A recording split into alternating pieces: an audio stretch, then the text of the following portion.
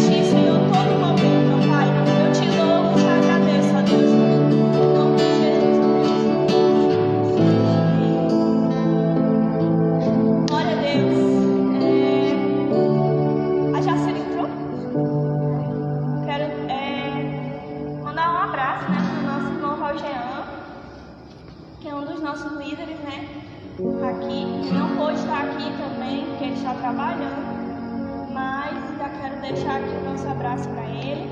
Quero também agradecer ao irmão Israel, vou chamar de outro irmão Israel, por ter aceitado, né, o nosso convite para estar aqui falando da palavra do Senhor. Já a gente vai ouvir a palavra de Deus. Venha todos os irmãos que estão aí assistindo. Vamos ouvir só mais um hino e eu já vou passar para o irmão.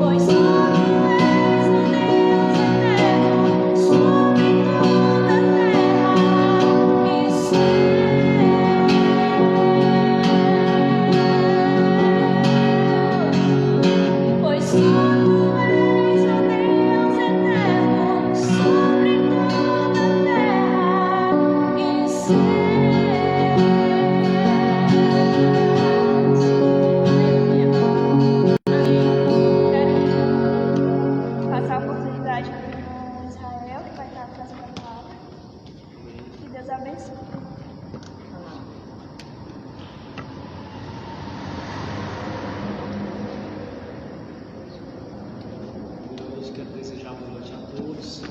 Saudar a paz do Senhor. Para mim é muita alegria, satisfação de atender o convite do pastor Eziel. Conheci o pastor Eziel através de um irmão lá do nosso ministério e graças a Deus eu fiquei maravilhado com o trabalho dele, né? Trabalhar com moradores de ruas, com recuperação de drogados, isso é muito lindo. Eu tenho certeza que é algo que está no coração de Deus.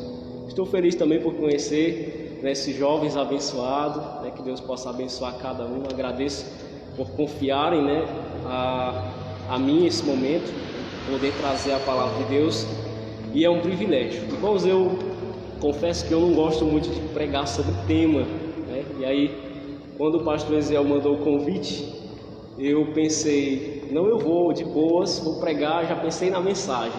E aí, quando a sua filha mandou o tema, e aí eu fiquei mais maravilhado ainda, né, com esse momento, porque o tema, façais tudo para a glória de Deus. E eu posso dizer que esse é o propósito maior da nossa vida cristã. Ela leu um trecho de um livro de John Piper, né, Plena Satisfação em Deus. E é muito pertinente para nós jovens. Nós somos ansiosos, nós colocamos o futuro no hoje, nós queremos o futuro para o agora. E a Bíblia fala, olha, quando vocês estiverem ansiosos, que toda essa ansiedade de vocês sejam conhecidas diante de Deus pela oração e súplicas. E aí Paulo vai dizer em Filipenses capítulo 4, versículo 8, justamente, e a paz de Deus vai guardar os vossos corações em Cristo Jesus. Então, eu creio que quando nós começamos a olhar para a glória de Deus, para a majestade de Deus, para quem Deus é, com certeza nós passamos a ficar mais tranquilos em relação à nossa vida, em relação a quem nós somos. E principalmente hoje, irmãos, cada vez mais nós vemos um abismo muito grande que foi criado entre aquilo que nós dizemos crer e aquilo que nós realmente cremos. Nós louvamos ao Senhor, nós dizemos que amamos ao Senhor, mas como nós somos falhos, como há um grande abismo entre aquilo que nós pregamos e aquilo que nós confessamos. Eu gosto muito de um escritor, Louis Birkhoff. Ele escreveu na sua teologia sistemática, ele disse o seguinte, que existem dois tipos de cristãos, existem dois tipos de ateus, na verdade. Existe o ateu teórico e o ateu prático. Como é o ateu teórico? O ateu teórico é aquele que diz que não crê em Deus e ele argumenta isso. E ele fala, olha, eu não creio em Deus por causa disso, disso e disso.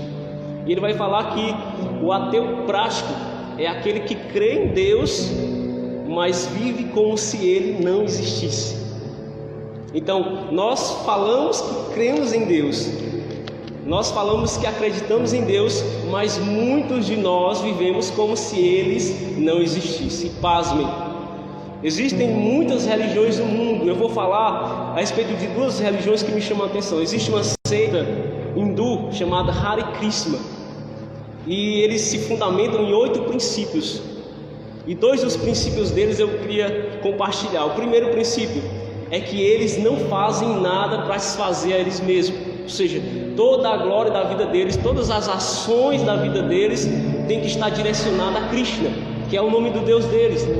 Então todas as ações, todas as atitudes, eles falam, olha, nós não vamos satisfazer a nós mesmos, nós queremos satisfazer a vontade de Krishna, que é o Deus dele. E o segundo princípio que me chamou a atenção é que para que eles alcancem o amadurecimento espiritual, eles têm que ficar repetindo orações, ficar repetindo o nome do Deus dele, Krishna. E eles têm que fazer isso pelo menos 1728 crescimento espiritual, para que eles alcancem esse lugar no Deus dele, o Krishna.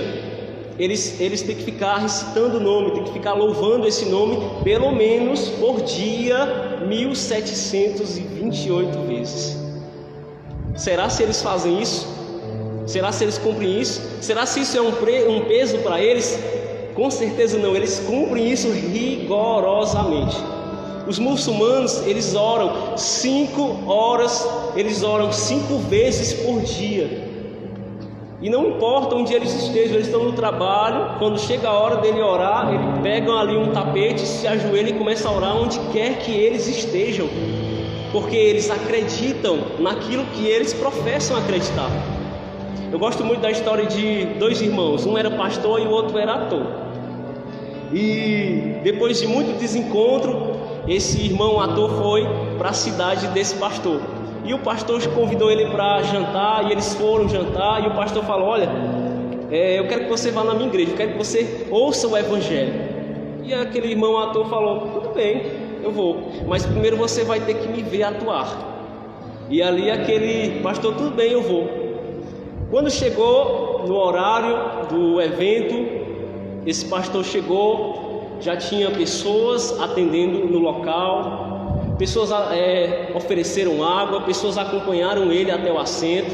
Na hora de começar, eram luzes, era uma coisa muito bonita. Começou no horário, e quando o irmão dele começou a atuar, esse pastor não aguentou e chorou muito. E quando terminou aquele evento, ele falou: olha, você está de parabéns, foi muito lindo, mas amanhã eu quero que você vá para a igreja. Tudo bem. E aí aquele irmão ator chega no horário marcado, não tem ninguém na igreja. E quando demora pouco, 20 minutos depois do horário marcado, chega o pastor ainda ajeitando a gravata e gritando para todo mundo: menino, onde é que está a chave da igreja? E ali quando ele entra, ele abre a igreja, ele começa a reclamar. Depois de meia hora os músicos chegam, começam a afinar seus instrumentos. E aquele culto um pouco morno, aquele culto sem vida. E quando termina aquele culto, o pastor chega até o seu irmão e fala assim: olha, o que você achou? E aquele irmão olha para aquele pastor e fala o seguinte: olha, é interessante, porque eu trabalho com a mentira, porque atuar é uma mentira, mas eu faço tão bem que parece que é verdade. Agora, vocês dizem que pregam a verdade, mas vocês fazem tão mal que parece mentira. Então a forma de nós servir a Deus, nós podemos servir a Deus de uma forma tão mal que parece que nós servimos ao Deus falso. Enquanto que nós criticamos as outras religiões, os hindus, os muçulmanos, nós falamos que eles não vão ser salvos, mas eles são tão coerentes naquilo que eles creem que chega a parecer verdade. Mas nós nos portamos de forma tão contrária àquilo que a Bíblia fala, àquilo que a Bíblia exige de nós, que parece que é mentira. Então esse tema é muito pertinente aos nossos dias. E eu gostaria de convidar a todos para ler a passagem 1 Coríntios capítulo 10, versículo 31, que diz o seguinte: portanto, quer comais, quer bebais, ou façais outra qualquer coisa, fazei tudo para a glória de Deus. Essa é a ordem de Paulo aos cristãos. E é interessante, irmãos, para que nós venhamos entender o contexto dessa passagem, nós precisamos dar uma analisada nos primeiros capítulos. A gente vê que Paulo ele sempre teve muito trabalho em relação aos cristãos convertidos por causa do mundo em que ele estava inserido. Essa igreja ficava em Corinto, e esse povo ele tinha sido convertido de deuses pagãos, deuses falsos, e Paulo teve que verdadeiramente doutrinar eles na verdade. E é interessante que Paulo começa no capítulo 1 dizendo, elogiando eles, falando: olha, vocês estão de parabéns, usando uma linguagem de hoje, uma linguagem atualizada. Por quê? Porque em vocês, na igreja de vocês, se manifestam todos os dons, existem todos os dons no meio de vocês. Mas depois de trazer esse elogio, Paulo, como um pai, ele começa: olha, mas eu preciso falar em relação a algumas coisas, porque eu ouço que há muita dissensão. Lá existia 4 partidos. Um falava: não, eu sou de Paulo. O outro falava: não, eu sou de Apolo. E o outro falava: não, eu sou de Pedro. E o outro falava: não, eu sou de Cristo. E ficava aquela divisão, ficava aquela luta, aquela dissensão. E Paulo, ele veio para retratar aquilo. E é interessante que no segundo capítulo, do primeiro para o segundo capítulo, ele começa a abater a soberba daquele povo. Por quê? Porque por eles ter a revelação de Cristo, eles achavam que era o máximo, eles achavam que eram melhores do que todos, eles achavam que eles alcançaram uma revelação maior do que os gregos, que tinham aquela filosofia, que tinham aquele pensamento, e eles se achavam os donos da verdade, eles se arrogavam, eles ficaram arrogantes por causa disso. Mas Paulo ele falou o seguinte: deixa eu dizer a verdade para vocês. Deus, ele escolheu as coisas vis. Vocês não podem se gloriar porque vocês estão servindo a Cristo, porque Ele escolheu as coisas vis, Ele escolheu as coisas que não são, Ele escolheu as coisas desprezíveis para mostrar a sua glória. Então vocês estão aí se achando que são melhores, achando que essa revelação veio por meio da sabedoria de vocês, mas não, Deus escolheu vocês, sendo vocês fracos, sendo vocês desprezíveis. Então não se ensoberbeçam. A gente vai ver ele falando no capítulo 3 a respeito da imaturidade que existia naquela igreja. Aquela igreja era muito imatura. Paulo ele vai falar o seguinte: olha, eu queria muito alimentar vocês com alimento sólido, mas eu não posso. Porque eles sabiam, se nós alimentarmos um bebê com uma comida para adulto, com certeza ele vai passar mal, ele vai ter problemas. Da mesma forma, Paulo falou: vocês não estão experimentados, vocês não estão prontos para receber o alimento sólido que eu tenho para vocês. E aí no capítulo 4 ele vai falar sobre a soberba. No capítulo 5 ele vai falar sobre um ato pecaminoso que existiu. Imaginem, um filho, ele teve relações com sua mãe por parte apenas de pai. Teve essa relação e Paulo vai falar: olha, eu vejo que há entre vocês fornicação tal que nem entre os gentios se ouve falar, alguém que abusa do seu próprio pai. Então era uma igreja que era muito espiritual, mas ao mesmo tempo eles não conseguiam conciliar a sua vida espiritual, os dons espirituais, com a vida de santidade. E aí no capítulo 6 ele vai falar: olha, vocês não podem pegar o templo do Espírito Santo, que são vocês, e fazer membro com meretrizes. Vocês não podem pegar. Ele fala mais o seguinte, no capítulo 6, versículo 12: todas as coisas me são lícitas, mas nem todas as coisas me convêm. Todas as coisas me são lícitas, mas eu não me deixarei dominar por nenhuma. Então Paulo, ele teve que tratar isso. Ele vai falar no capítulo 7 sobre relacionamento, sobre como os jovens deveriam se relacionar, como os casais deveriam se relacionar, como as viúvas deveriam se relacionar. No capítulo 8 ele vai falar sobre a carne sacrificada. E havia uma questão muito complicada, porque os irmãos que tinham mais maturidade, eles comiam da carne sacrificada aos ídolos. E as pessoas que tinham a consciência mais fraca, os irmãos, eles viam aquilo e se escandalizavam. E Paulo vai falar: olha, se o meu irmão está se escandalizando porque eu estou comendo carne sacrificada aos ídolos, então eu não vou comer mais. Então Paulo ele teve que tratar isso. E no capítulo 8 ele vai falar sobre os ministros, sobre como eles deveriam tratar, como eles deveriam ser, como eles deveriam ser tratados pela igreja em si. A igreja deveria dar o devido valor aos seus ministros. Paulo ele começa a falar isso. No capítulo 10 nós vemos o fechamento de tudo, é o epílogo. Ele vai falar: olha, quer comais ou quer bebais ou quer façais qualquer coisa, fazei tudo para a glória de Deus. Então eu queria responder uma pergunta essa noite: quando que eu vivo para a glória de Deus? Quais as características? O que é pertinente à minha vida, que reflete a glória de Deus? E é interessante, irmãos, que as pessoas elas não vão crer em Deus de fato enquanto elas não verem Deus em nossas vidas. Porque quando elas verem Deus em nossas vidas, elas vão dizer: Deus existe de fato, Deus é vivo de fato, Deus transforma de fato. Deus, esse Deus que eles servem verdadeiramente, é um Deus vivo. É interessante que assim que eu me converti, que eu comecei a congregar, eu me converti meio que não foi numa igreja. Depois que eu li o Novo Testamento, que eu recebi na faculdade, e eu li aquele Novo Testamento, e Deus começou a falar, Deus começou a me transformar, e eu me converti ao Senhor. Deus começou a mudar. Mas quando eu cheguei na igreja, quando eu comecei a congregar na igreja, eu estava com o coração muito duro. Eu achava que servindo a Deus em casa, servindo a Deus apenas lendo a Bíblia, não precisava de outra coisa. Mas chegou um determinado culto que eu fui com o coração duro, fui com o coração ali não muito aberto para ouvir, para receber de Deus. E Deus usou uma pessoa. Ele usou essa pessoa para falar comigo coisas que só eu e ele sabia. E a partir daquele momento foi que eu fui constatar: Deus realmente está no meio desse povo, Deus realmente está com esse povo. Então existem formas corretas de nós nos portarmos. Eu vou dar 3 respostas a essa pergunta: quando que eu vivo para a glória de Deus? Primeiro, quando o propósito original ele é restabelecido. Nós temos um propósito, nós não estamos aqui à toa. E Jesus Cristo ele deixou isso bem claro em João, no capítulo 17, versículo 3. Ele falou: olha, a vida eterna é esta, que conheçam a Ti como o único Deus e a Jesus Cristo a quem Tu enviaste. Então o nosso propósito é o quê? É conhecer a Deus. O nosso propósito é o quê? É nós nos aproximarmos de Deus, é nós observarmos as revelações e a glória de Deus, aquilo que já foi falado no início. Só que existem muitas barreiras a isso. Existem muitas barreiras que nos impedem de chegar e de viver esse propósito.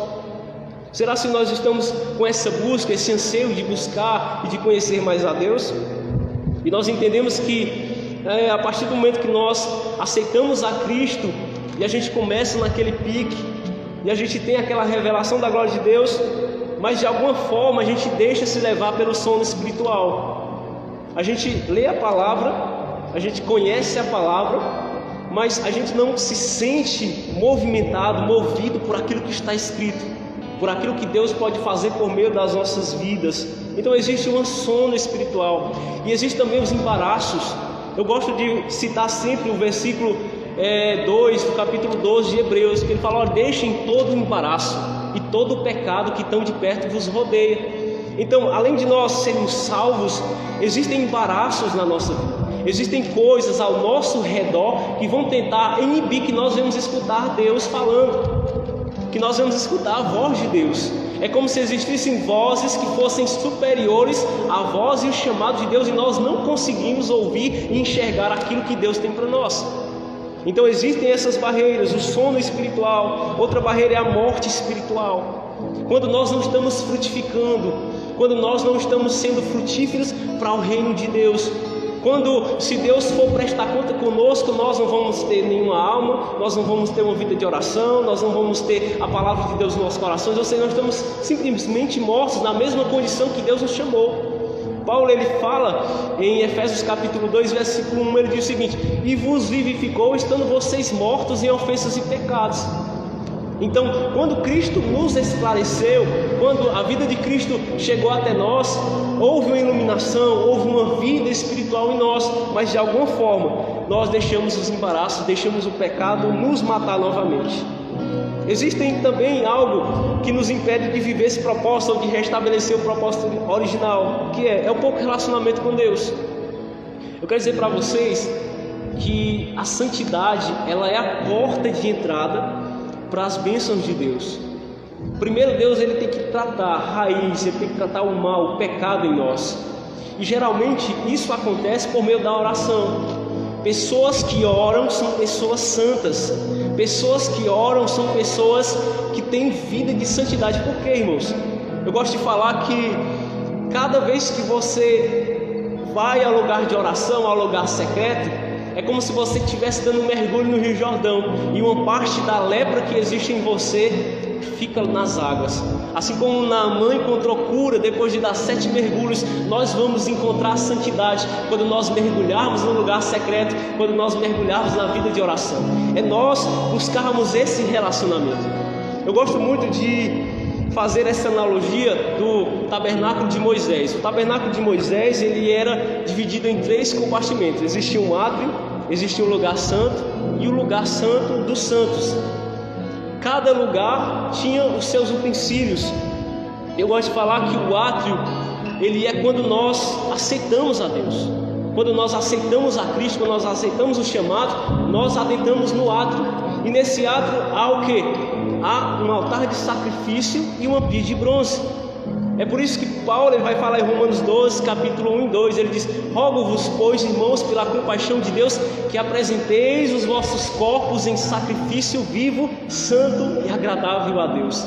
É o momento que você entra pelos átrios de Deus, no tabernáculo de Deus, na presença de Deus.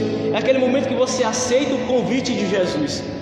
Deus fala em Jeremias capítulo 29, versículo 11: buscar-me-eis e me achareis quando vocês me buscarem de todo o vosso coração. É esse momento que você busca a Deus e você o encontra. E você passa agora a viver uma vida de santidade, de sacrifício. E você começa a viver aquilo que ele fala também no versículo 2, que é a vontade boa de Deus. Quando você aceita Cristo, quando você passa pelo altar de sacrifício, você começa a viver a vontade boa de Deus. E é interessante que o escritor aos Hebreus vai falar no capítulo 10, versículo 22, que nós temos que ter o coração purificado da má consciência, o nosso corpo lavado com água limpa, ou seja, nós temos que passar pela pia de bronze. E quando nós passamos pela pia de bronze, pelo altar do sacrifício, nós adentramos no lugar santo. E é nesse momento que cumpre-se aquilo que Deus fala em Tiago capítulo 4, versículo 8. Ele diz o seguinte: chegai-vos a mim e eu vos chegarei a vós. É quando nós adentramos no Santo dos Santos que nós vamos se chegar a Deus, é que nós vamos ter uma intimidade maior com Deus, nós vamos ter uma graça maior para servir a Deus.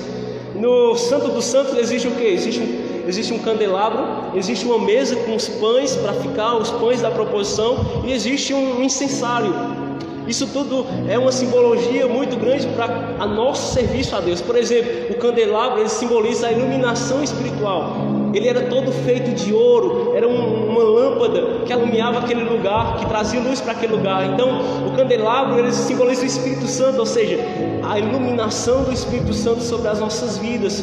Quando nós adentramos nos átrios, quando nós adentramos no lugar santo, nós começamos a viver a vontade agradável, nós começamos a servir. E os pães da proposição simbolizam a nossa vida de comunhão com a palavra de Deus, onde Deus vai revelar a sua palavra, Jesus Cristo, que é o pão da vida. E o incenso simboliza as nossas orações que sobem em direção a Deus. E o outro nível de relacionamento que nós alcançamos e que Deus deseja para que o propósito venha a ser restabelecido é quando nós entramos no Santo dos Santos. É quando nós chegamos a esse lugar.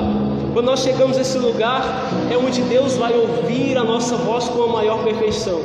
Eu gosto de dizer que aquilo que está escrito em Jeremias capítulo 33, versículo 3 vai se cumprir.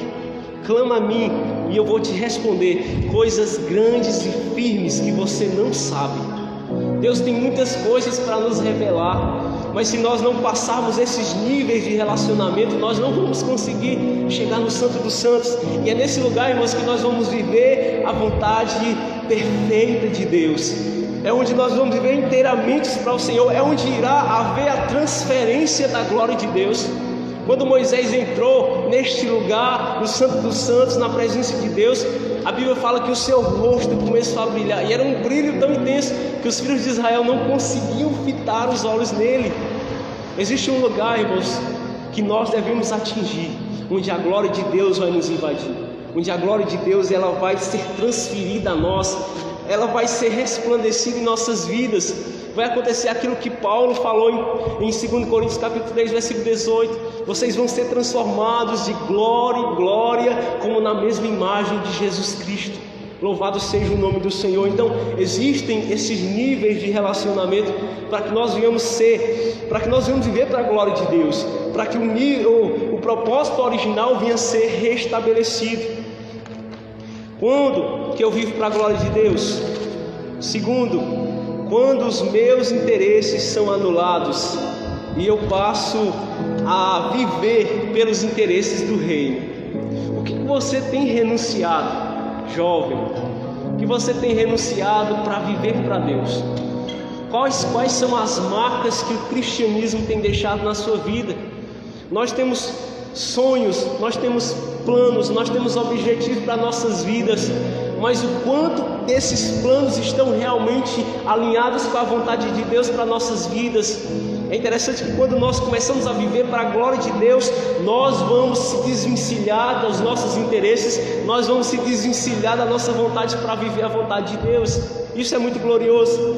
E eu destaco aqui 3 características de alguém que largou tudo para viver a vontade de Deus, que está vivendo os interesses do reino de Deus. Primeiro, ele vai prosperar naquilo que ele faz. Por quê? Porque agora ele não vai mais estar fazendo a sua vontade. Deus ele vai desembaraçar os seus caminhos. A Bíblia diz em Provérbios capítulo 1, versículo 3: ele será como uma árvore plantada junto às águas, que estende as suas raízes pelos ribeiros. A sua folha não cai, e tudo quanto ele faz, ele prospera. Esse é uma característica de uma pessoa que está vivendo os interesses do reino de Deus. Ele vai prosperar. Ele prospera por quê? Porque quando ele tenta fazer algo, ele está buscando não a glória de si, ele está buscando a glória de Deus. Ele está buscando que Deus venha ser glorificado. ele está buscando que Deus venha ser exaltado nas suas atitudes. Outra coisa que vai acontecer, uma característica, alguém que anulou a sua vida para viver os interesses do reino, vai ter notoriedade. As pessoas vão perceber que ele serve a Deus. As pessoas vão perceber que a graça de Deus está sobre a vida dessa pessoa. Na Bíblia há vários exemplos. Abraão se tornou famoso, José se tornou famoso, Moisés se tornou famoso, no sentido, irmãos, das pessoas reconhecerem que Deus estava sobre a vida dele, e as pessoas temiam ao Deus que eles serviam. Daniel é um exemplo típico de alguém que não estava mais lutando pelos seus interesses, mas pelos interesses do reino de Deus. Ele vivia para a glória de Deus. Então a pessoa que anula o seu eu, ele começa a manifestar essas características. Outra característica, essa pessoa tem uma missão, essa pessoa tem um objetivo. Qual é o teu objetivo? O que você está fazendo? Para onde você está indo? O que você está construindo para o reino de Deus? Será se amanhã as pessoas vão ser abençoadas por aquilo que você está fazendo hoje? Será se amanhã pessoas vão ser alcançadas por aquilo que nós estamos fazendo hoje? Será se nós carregamos uma missão? Será se nós carregamos um peso dentro de nós? Será se nós carregamos uma vida de renúncia? Nós precisamos entender isso. Nós precisamos entender que nós temos que descobrir a vontade de Deus para as nossas vidas. Se Deus quer nos usar como pregador, se Deus quer nos usar como cantor, se Deus quer nos usar para tocar, para ministrar, se Deus quer nos usar para exercer misericórdia, Deus quer nos usar, existe algo que Deus quer fazer por meio das nossas vidas. Qual a missão que nós estamos carregando? O que arde em nossos corações? O que arde em nossas vidas? Então nós temos que atentar.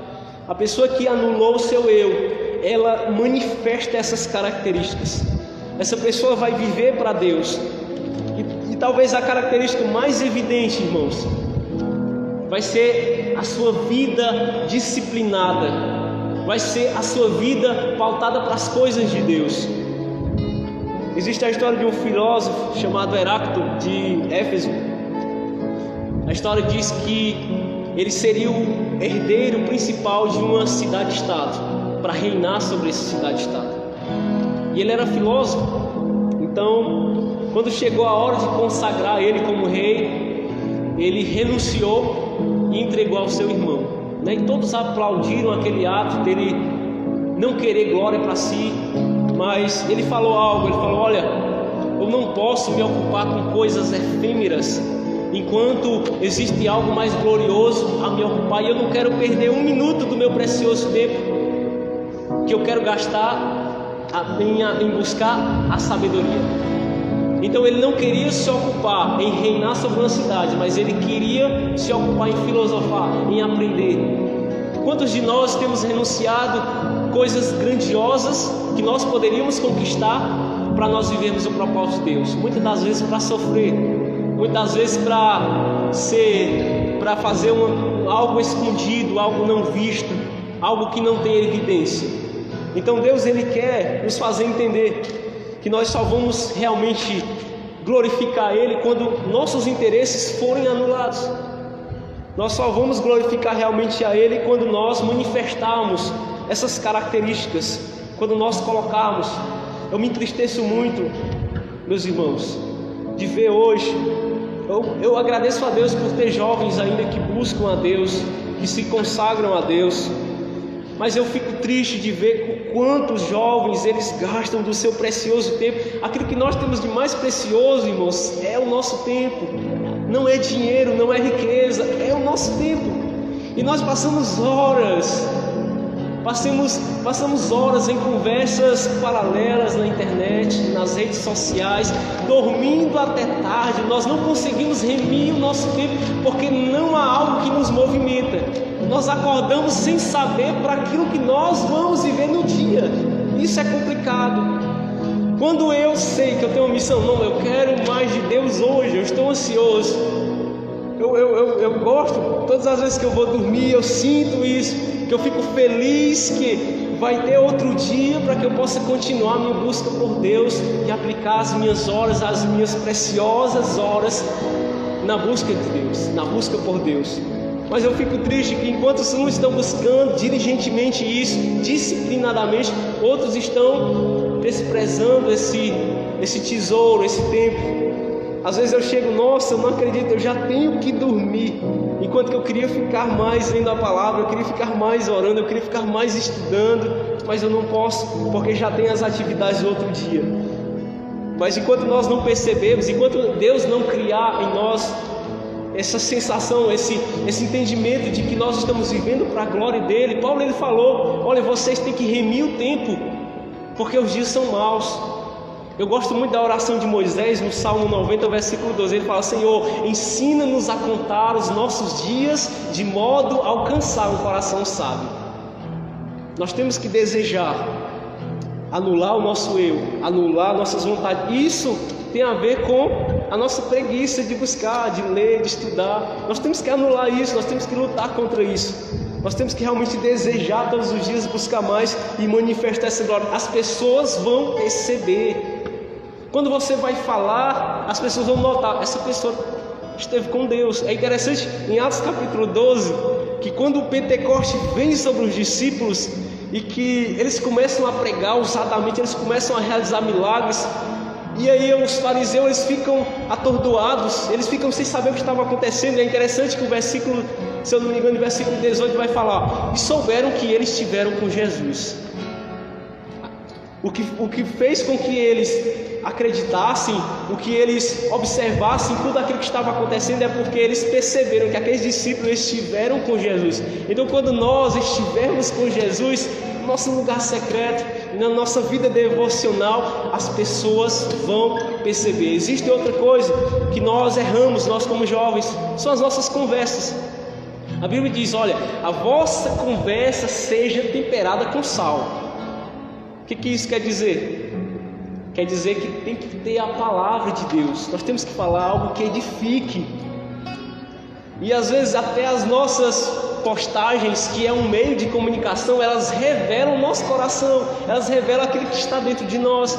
Às vezes, irmãos, eu fui cair na besteira, irmãos, de ativar o meu Facebook novamente. E eu tiro 10 minutos do dia para acessar o Facebook, 10 minutos do dia para ir lá ver as postagens e responder alguma mensagem que alguém me mandou, postar alguma coisa interessante, alguma coisa edificante.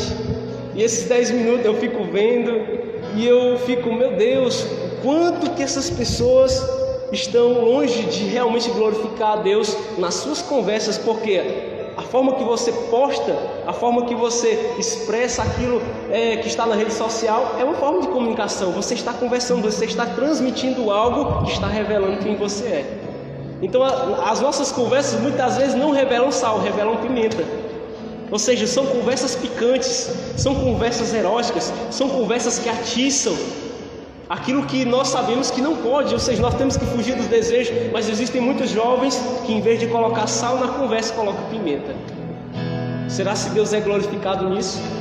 Será se Deus é glorificado quando nós tomamos essa atitude? E para encerrar, irmãos, quando que eu vivo para a glória de Deus?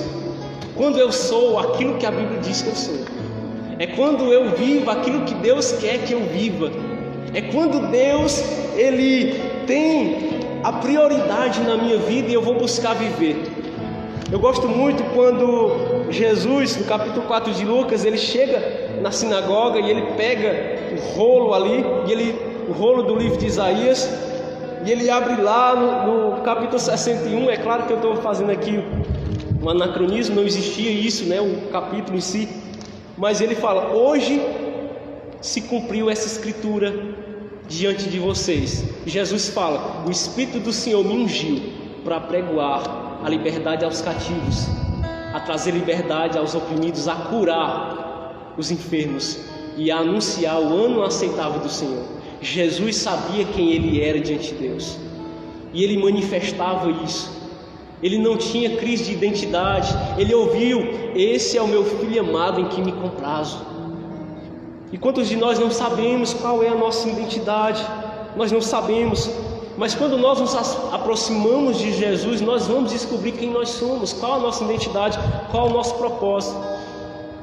Quando você começa a ler o livro de Mateus, até o capítulo 15, você vê que os discípulos estavam um pouco perdidos. Quando Jesus fazia algo extraordinário, os discípulos perguntavam: mas quem é esse? Mas quem é esse? Eles não sabiam, eles não tinham uma revelação.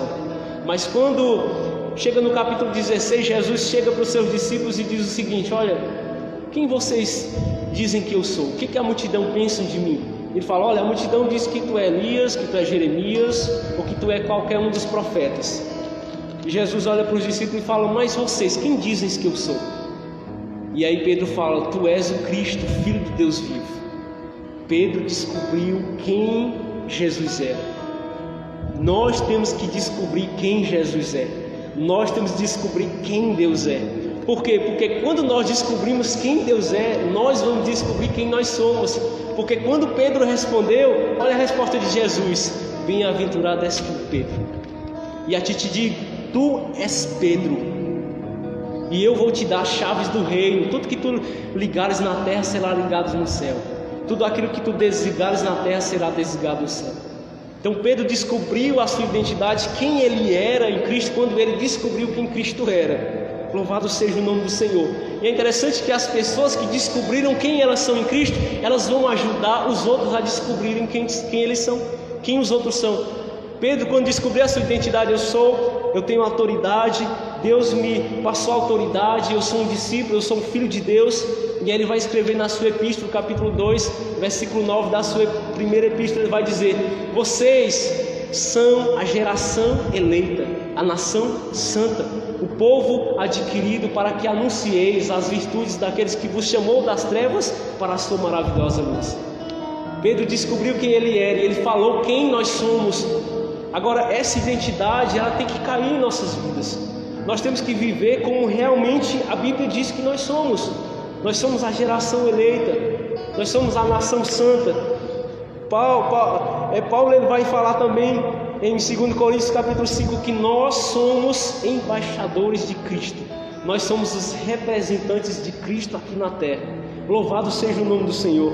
Então que isso venha ser a nossa maior motivação, que isso venha ser a nossa busca, viver para a glória de Deus, viver para que Cristo venha ser glorificado. De tudo aquilo que eu falei, medite um pouco.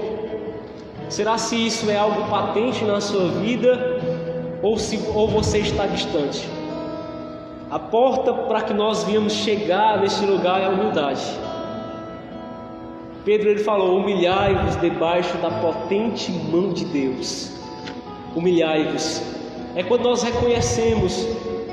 Existe uma crise de autossuficiência em nós, na nossa geração, porque nós queremos fazer todas as coisas sem perguntar se realmente Deus vai ser glorificado.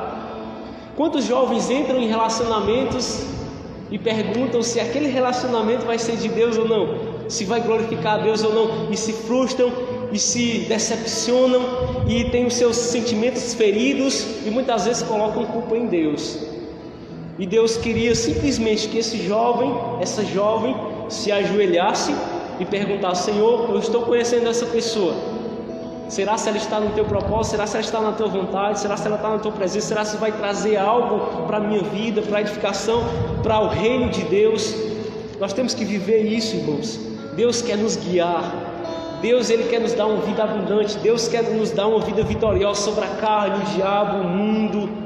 Mas se nós não atentarmos para esses princípios, nós vamos de alguma forma desonrar o nome de Cristo.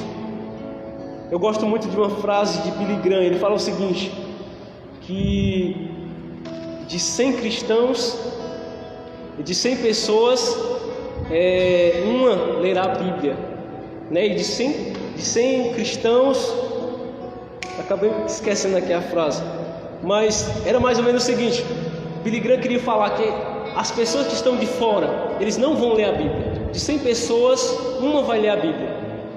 Mas essas mesmas pessoas que não leem a Bíblia vão ler a vida do cristão. Vão saber se realmente esse cristão está expressando aquilo que está na Bíblia. Eu gosto muito de uma história de Moody, que quando ele estava pregando em uma certa cidade, tinha um ateu ali que estava se aprontando muito apressadamente para participar da reunião onde Moody ia pregar. E chegou um amigo dele e fala: por que você está se arrumando com tanta pressa?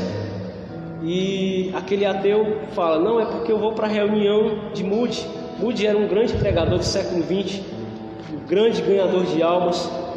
E aquele amigo fala: mas você nem crê, por que você vai ouvir?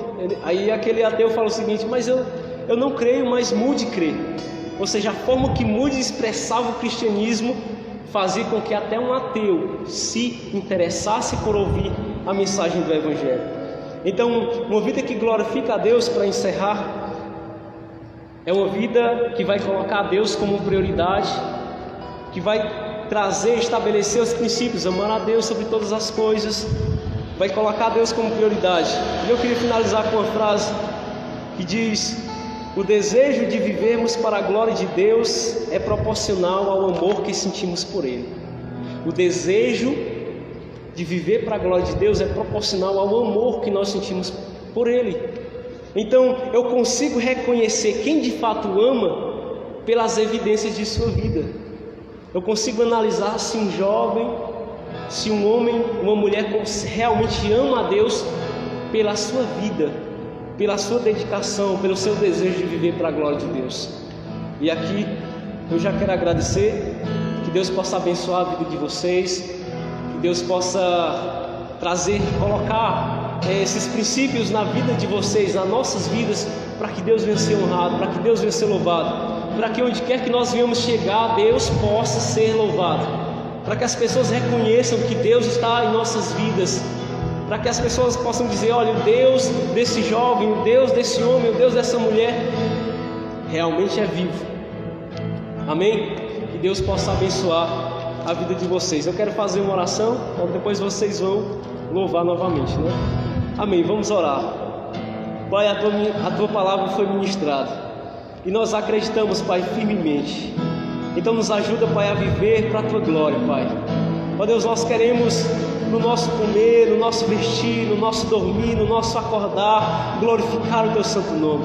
Eu apresento a vida, Pai, de cada um que está assistindo essa live, dos jovens que estão aqui, Deus, comigo, que tu possa, Deus, trazer essa vida que o cristianismo tem para oferecer, essa água viva, e que essa vida possa fluir, Deus, de dentro para fora, que as pessoas possam reconhecer Deus na vida delas, que as pessoas possam reconhecer a Ti, Deus, em todas as suas ações, que na sua vida material, na sua vida sentimental, na sua vida espiritual, as pessoas possam reconhecer que Tu és glorificado e que Tu és honrado, que todos possam ver a Tua glória na vida dessas pessoas. Assim eu oro, Pai, apresentando a Ti esta palavra, apresentando a Ti as nossas vidas, em nome de Jesus, amém. Que Deus possa abençoar a vida de vocês.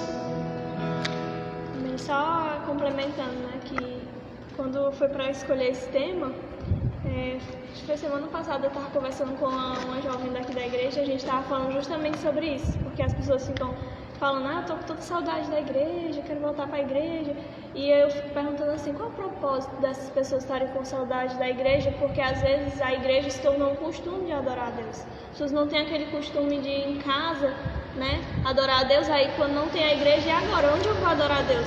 Às vezes a igreja se torna como um clube social, de encontro, né? Um lugar de encontro. E quando eu falei assim, meu pai falou: escolhe um tema. Eu falei: Senhor, bota um tema na minha mente que se enquadre nisso, porque principalmente os jovens hoje, eles têm que ter o prazer mesmo de ler a palavra de Deus, né? É tão difícil hoje você reunir uns jovens para fazer um estudo, para fazer uma oração, para fazer um evangelismo. Agora, para outra coisa, é muito fácil. Os jovens, eles têm a leitura da Bíblia como um fardo, como uma rotina ali de: antes de eu dormir eu vou ter que ler a Bíblia. Eles não sentem o prazer